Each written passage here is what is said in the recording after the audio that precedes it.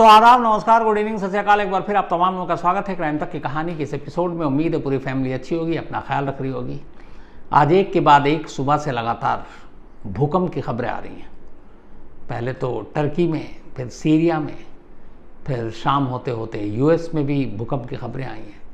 ख़ासतौर पर सबसे जो बुरी हालत है वो टर्की की है। 7.8 रिक्टर स्केल पर जो भूकंप की तीव्रता थी, और सीरिया और टर्की इन सब जगहों पर मिलाकर लगभग 2000 के करीब लोगों की अब तक मौत हो चुकी है। लाइव कई ऐसे इमारतें हैं जो ज़मींदोज़ होते हुए दिखाई दी, गिरते हुए दिखाई दी। 7.8 रिक्टर स्केल पर भूकंप की तीव्रता बहुत ज़्यादा मानी जाती है।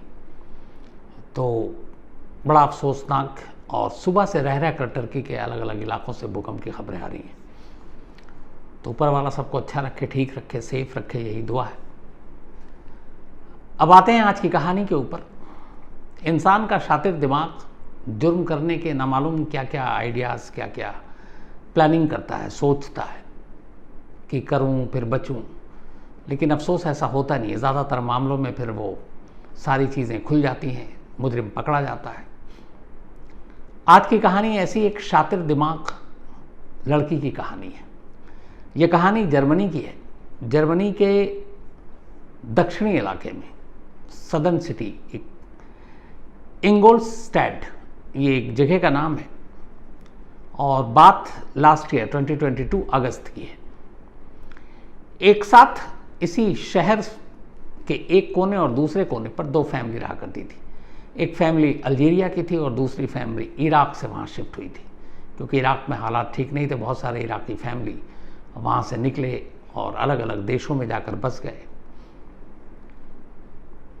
तो अगस्त का महीना जो था लास्ट ईयर, वो ऐसा आया कि इन दोनों ही परिवारों के लिए एक मुश्किल लेकर आया। इन दोनों फैमिली की एक एक लड़की गायब हो गई, और इत्तेफाक से दोनों की उम्र 23 साल थी, और दोनों फैमिली एक दूसरे को नहीं जानती। दोनों फैमिली को ये भी पता नहीं कि उनकी फैमिली से भी एक लड़की गायब हुई, हमारी फैमिली से भी एक लड़की गायब हुई, लेकिन दोनों गायब है। दोनों फैमिली की तरफ से पुलिस में मिसिंग कंप्लेंट भी दी गई, और दोनों फैमिली अपनी अपनी बेटियों को ढूंढ रहे हैं। लेकिन कहानी यहाँ पर जाकर ख़त्म होती है। जब इसका क्लाइमेक्स आता है तो खुद जर्मन पुलिस ने एक प्रेस रिलीज़ जारी कर कहा है कि ऐसे केसेस उनके सामने बड़े कम आए। ऐसा केस जिसमें शुरू से लेकर आखिर तक तमाम ट्विस्ट है, तो ये उनमें से एक केस है। इस केस को आगे चलकर जर्मन मीडिया ने और पुलिस ने भी कार्बन कॉपी मर्डर केस का नाम दिया। कार्बन कॉपी मतलब हूबहू। कार्बन कॉपी क्यों दिया गया, इसकी कहानी आगे आपको बताऊंगा। कुल मिलाकर कहानी यह है कि इसी इंगोल्स्टैड, जर्मनी के एक शहर, वहाँ पे एक फैमिली रहा करती थी।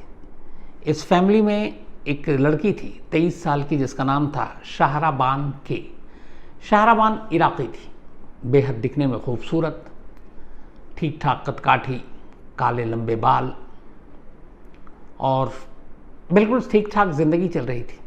लेकिन शाहराबान की फैमिली बेशक इराक से जर्मनी पहुंच गई, यूरोप पहुंच गई, लेकिन फैमिली की सोच वैसी ही थी। तो वो अपने बच्चों पे, ताकि इधर उधर गलत सोहबत में ना पड़े, काफ़ी नज़र रखते, उनके ऊपर बहुत बंदिशें रखते। और शाहराबान को ये चीज़ें पसंद नहीं थी। उसका एक बॉयफ्रेंड था, वो चाहती थी कि वो अपने बॉयफ्रेंड से खुलकर मिले, बाहर जाए, अपनी मर्ज़ी से ज़िंदगी जिए, लेकिन घर वालों को ये सारी चीज़ें बर्दाश्त नहीं थी, और इसीलिए शाहराबान पर वो लगातार तमाम बंदिशें रखते, और बहुत सारी रिस्ट्रिक्शन थी उसके ऊपर, और शाहराबान को ये चीज़ें पसंद नहीं थी। उसे लगता था कि वो एक आज़ाद ज़िंदगी जी। फिर यहाँ तक हो गया कि शाम को, रात को घर से बाहर निकलना, अकेले निकलना, उसके ऊपर भी बंदिशें थी। तो शाहराबान धीरे धीरे परेशान हो गई। इन चीज़ों को लेकर घर वालों से उसका झगड़ा भी शुरू हो गया। वो नहीं चाहती थी कि कोई टोका टोकी करे, लेकिन घर वाले उसकी भलाई के लिए उसके ऊपर नज़र रखते थे। कहते थे अनजान लोगों से न मिलो, देर शाम घर से बाहर न निकलो। तो धीरे धीरे वक्त बीता, शाहराबान अपने घर वालों के इस रवैये से परेशान रहने लगी। और फिर एक वक्त ऐसा आया कि उसने सोचा कि काश घर वालों की ये बंदिशें उसकी ज़िंदगी में ना हो, और वो एक आज़ाद तरीके से अपनी ज़िंदगी जिए, जैसे उसकी मर्ज़ी हो।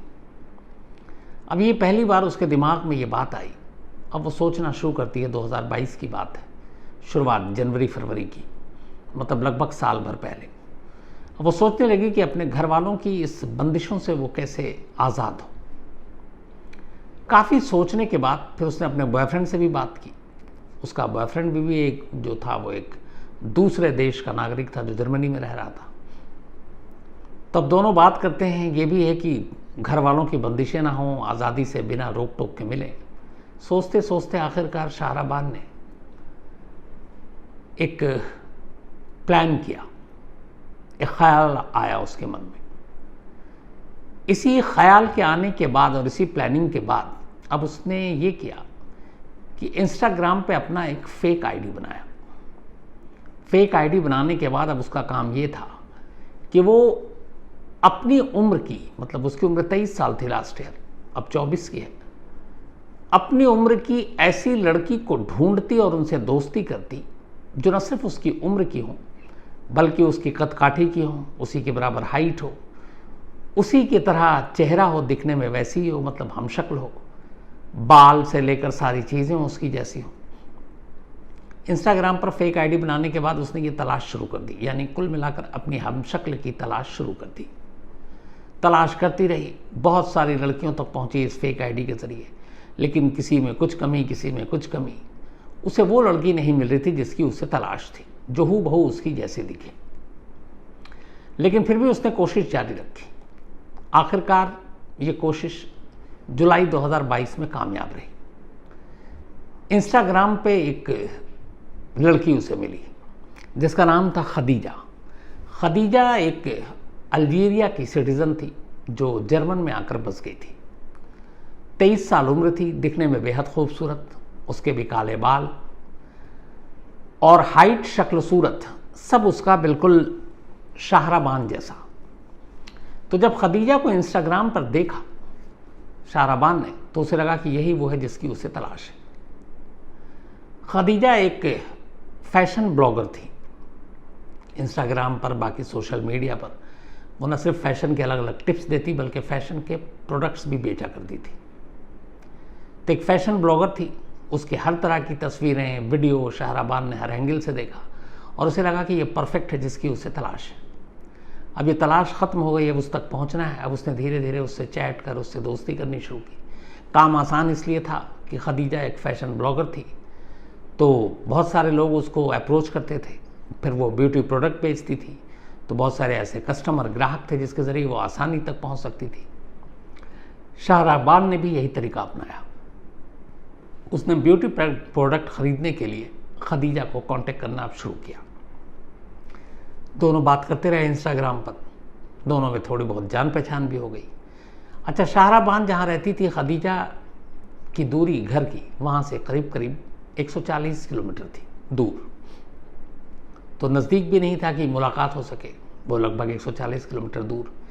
इधर खदीजा की कहानी ये थी कि वो अल्जीरिया की सिटीज़न थी। उसकी शादी घर वालों ने पहले करा दी थी, लेकिन पति से बनी नहीं और दोनों में तलाक हो गया। तलाक होने के बाद अब उसने दूसरी शादी कर ली और अब वो अपने दूसरे शौहर के साथ जर्मनी में रह रही थी और फैशन ब्लॉगर थी, उसका काम ठीक ठाक चल रहा था। तो जब शाहराबान ने उसको कांटेक्ट किया तो फिर धीरे धीरे बातचीत के बाद अगस्त 2023 बल्कि 2022 की तारीख आ गई। शाहराबान ने एक रोज़ अगस्त में खदीजा से कहा कि मुझे तुमसे कुछ ब्यूटी प्रोडक्ट खरीदनी और मुलाकात भी करनी है। हम लोग अब तक सोशल मीडिया पे ही एक दूसरे को जानते हैं, आमने सामने मिलेंगे, मैं तुम्हारी फ़ैन हूँ। फिर ये भी था कि हम दोनों की शक्ल बहुत मिलती है, तो मैं मिलना चाहती हूँ, पास से देखना चाहती हूँ। उसने पूरी तरह से खदीजा को शीशे में उतार लिया। खदीजा भी तैयार हो गई। इसके बाद अब खदीजा वहाँ से निकल रही है। एक रोज़ अगस्त में खदीजा अपने घर से निकली और निकलने के बाद उसने घर वालों से कहा कि मैं अपने एक्स हस्बैंड से मिलने जा रही हूँ। अब ये झूठ क्यों बोला पता नहीं, लेकिन वो वहाँ से निकली। उसके बाद बताई हुई जगह पर शाहराबान के खदीजा पहुँच गई। इधर शाहराबान अपने पेरेंट्स, घर वालों की ब्लैक मर्सिडीज़ लेकर बताई हुई जगह पर खड़ी हुई थी और शाहराबान के साथ उसका बॉयफ्रेंड भी मौजूद था। अब ये दोनों वहाँ पर थे। तय वक्त पर खदीजा पहुँच गई। दोनों ने मुलाकात की, एक दूसरे को देखकर चौंके भी क्योंकि उनकी शक्ल बहुत कुछ मिल रही थी। इसके बाद शाहराबान ने उसे अपनी कार में बिठाया क्योंकि वो टैक्सी में आई थी, और उसने कहा चलो हम तुम्हें कहीं तुम्हारे घर के नज़दीक तक छोड़ देंगे। अब कार वहाँ से चल पड़ी, शहर से बाहर निकली। जब सुनसान इलाका आया, हाईवे के किनारे जंगल और बाकी चीज़ें, कार रोक दी गई और मौका देखते ही अचानक शाहराबान और उसके बॉयफ्रेंड ने खदीजा पर हमला कर दिया। खदीजा का पहले गला घोंटा, फिर उसे कार से बाहर निकाला, चूँकि सुनसान था, अंधेरा हो चुका था। इसके बाद उन्होंने उसके जिस्म पर चाकुओं से वार किया। वो चाकू लेकर आए थे, ख़ास तौर पर चेहरे पे अनगिनत वार किए ताकि चेहरे से कोई पहचान न सके ये है कौन। तो जब यकीन हो गया कि वो मर चुकी है, इसके बाद शाहराबान ने अपने कपड़े उतारे, खदीजा को पहनाए, खदीजा के कपड़े खुद पहने, उसके जिस्म पर जो भी उसकी निशानी थी वो सारी चीज़ें हटा ली, और अब खदीजा की लाश को उसी ब्लैक मर्सिडीज़ में जो शाहराबान की थी उसकी पिछली सीट पर वो लाश डाल दी। लाश डालने के बाद गाड़ी वहीं सड़क किनारे छोड़कर दोनों वहाँ से निकल गए। अब दोनों चले गए। कुछ वक्त के बाद किसी राहगीर ने पुलिस को इन्फॉर्म किया कि यहाँ सड़क किनारे हाईवे पर एक गाड़ी लावारिस हालत में खड़ी है। पुलिस की टीम पहुँची। जब पुलिस की टीम पहुँची, कार की तलाशी ली तो अंदर एक लाश। पुलिस वाले भी घबरा गए। खैर, कार और लाश दोनों निकाला गया, लाश को हॉस्पिटल भेजा गया।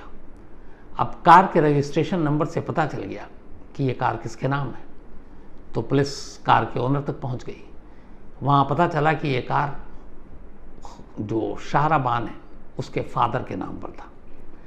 तो जब नाम पता चला तो उनसे पूछा गया ये कार कौन यूज़ कर रहा था। तब उन्होंने बताया कि मेरी बेटी शाम को लेकर निकली थी और लौटी नहीं, उसका मोबाइल भी नहीं मिल रहा, स्विच ऑफ है, हम परेशान हैं, और इसी परेशानी के चक्कर में हमने रात को ही पुलिस में रिपोर्ट भी लिखाई है। अब लेकिन लाश जब देखी तो घर वालों ने पहचान लिया। उन्होंने कहा कि ये शाहराबान है, क्योंकि सारे कपड़े, सारी चीज़ें उसी के थे और बाल वैसे ही काले थे जो आमतौर पर कम वैसे दिखने को मिलते हैं। तो हुलिये से चेहरा पहचाने जाने लायक तो था नहीं, इतने उस पर चाकू के वार किए गए थे। तो हुलिये से, कपड़े से, बनावट से, बालों से, हाइट से घर वालों ने ये शिनाख्त कर दी कि ये हमारी बेटी शाहराबान की ही लाश है। अब इसके बाद लाश को पोस्टमार्टम के लिए भेज दिया गया। अब पोस्टमार्टम उधर हो रहा है। इधर तभी पोस्टमार्टम की रिपोर्ट जो आई तो उसमें पहली चीज़ थी फिंगरप्रिंट्स। वहाँ पे सारे ये सब डेटा में रखे जाते हैं, क्योंकि चेहरा बुरी तरह से कुचला हुआ था। पुलिस पुख्ता तौर पर यकीन कर लेना चाहती थी कि ये लाश शाहराबान की है, तो उसके फिंगरप्रिंट्स लिए गए और फिंगरप्रिंट्स का जो डेटा बैंक था शाहराबान का उससे मैच किया गया। फिंगरप्रिंट्स मिला नहीं। अब पुलिस हैरान परेशान, क्योंकि अब तक मानकर चल रही थी कि ये उसी की लाश है, तो ये एक ओपन एंड शट केस है, बस कातिल को पकड़ना है। लेकिन यहाँ फिंगरप्रिंट्स ने तो ये बताया कि ये शाहराबान की ही नहीं है उंगलियों के निशान, तो क्या ये लाश किसी और की है? अब पुलिस पहली बार हैरान थी। अब और पुख्ता करने का एक ही तरीका था, डीएनए टेस्ट। अब शाहराबान के पेरेंट्स के डीएनए सैंपल लिए गए और इसके बाद उस लाश के सैंपल से उसको मिलान कराया गया। दूसरा धक्का लगा, डीएनए सैंपल भी मैच नहीं किया। पता चला कि शाहराबान की तो लाश ही नहीं है, ना फिंगरप्रिंट्स मिले ना डीएनए, और डीएनए का मतलब है कि अब ये पुख्ता तौर पर हो चुका है कि लाश शाहराबान की नहीं है। अब शाहराबान की नहीं है तो फिर कौन है ये लड़की, किसकी लाश है, इसको किसने मारा? अब पुलिस के सामने ये सवाल थे।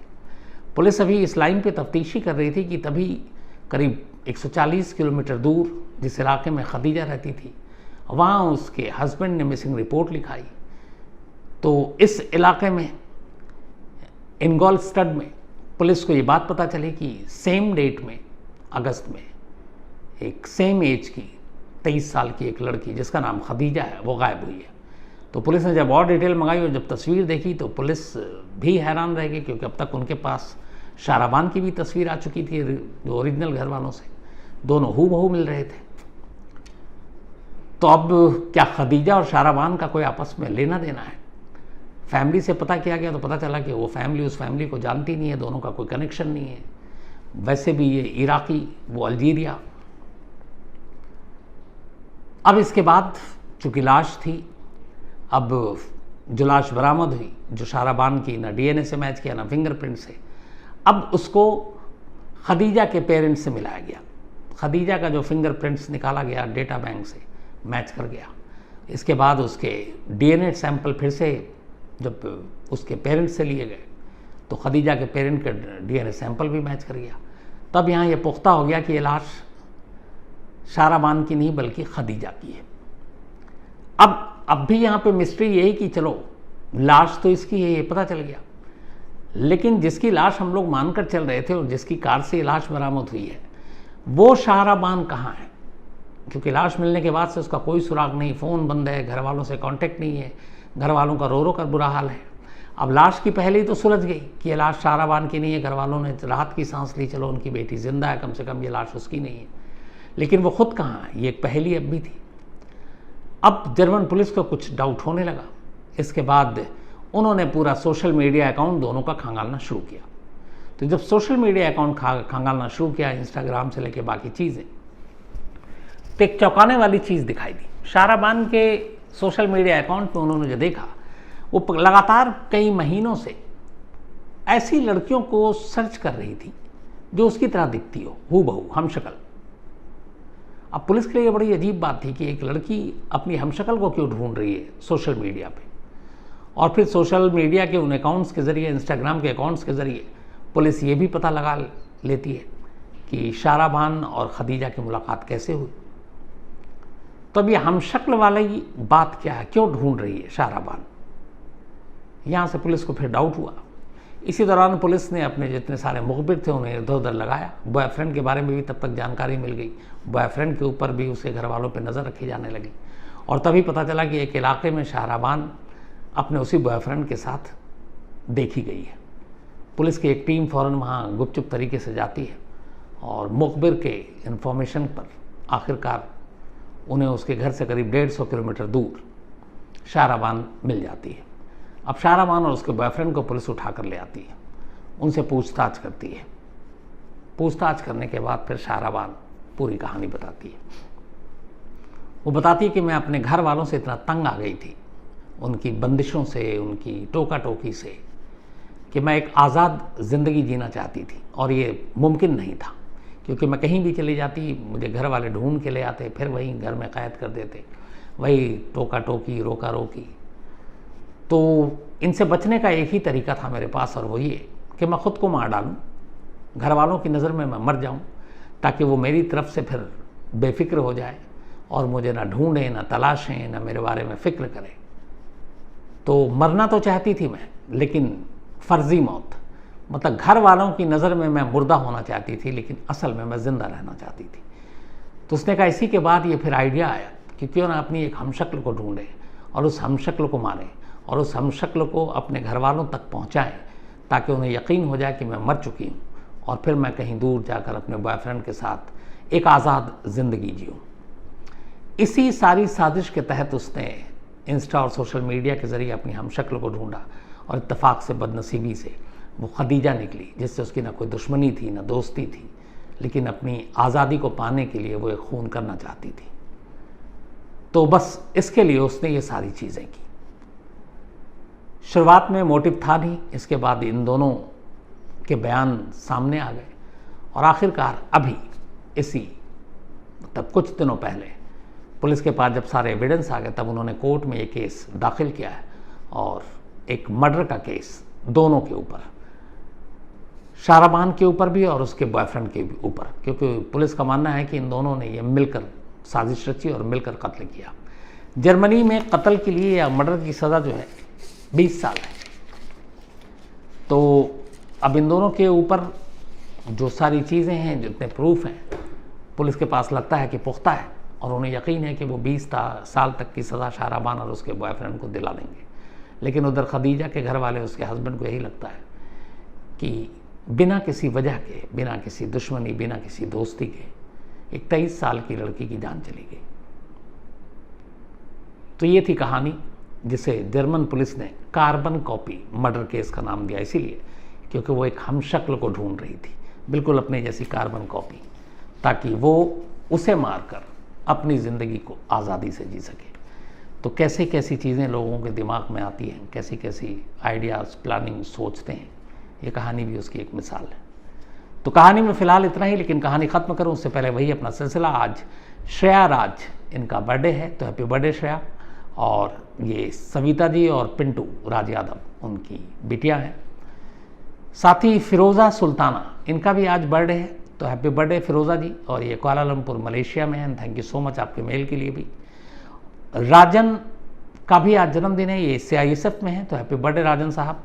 और रीता यादव जी ने भेजा है। इसके अलावा रवि अग्रवाल जी, इनका भी बर्थडे है, तो हैप्पी बर्थडे रवि साहब। और ये अमन अग्रवाल ने भेजा है। कविता वर्मा का भी आज बर्थडे है, तो हैप्पी बर्थडे कविता। और श्रीनिवास बिश्नोई ने भेजा है। साथ ही युद्धवीर चौहान, इनका भी आज जन्मदिन है, तो हैप्पी बर्थडे युद्धवीर। अक्षय चौहान ने भेजा है। तरुण वैष्णव, इनका भी बर्थडे है, तो हैप्पी बर्थडे तरुण। और ये निर्मला शर्मा और यादराम शर्मा जी के बेटे हैं। मिष्टी गुसाई, इनका भी आज बर्थडे है, तो हैप्पी बर्थडे मिष्टी। और अजय सिंह बिस्ट ने भेजा है। साथ ही नमन उपाध्याय का भी आज जन्मदिन है, तो हैप्पी बर्थडे नमन। और ये रवि उपाध्याय जी के बेटे हैं, हालांकि इनका 3 को था, तो belated happy birthday. Shreyas Jha, इनका भी जन्मदिन है, तो हैप्पी बर्थडे श्रेयास। साथ ही आसिया खान, इनका भी बर्थडे है, बल्कि 5 को था, तो बिलेटेड हैप्पी बर्थडे आसिया। और ये सोफिया अली खान ने भेजा, उनकी बहन है। राकेश कुमार यादव, इनका भी बर्थडे है, तो हैप्पी बर्थडे राकेश।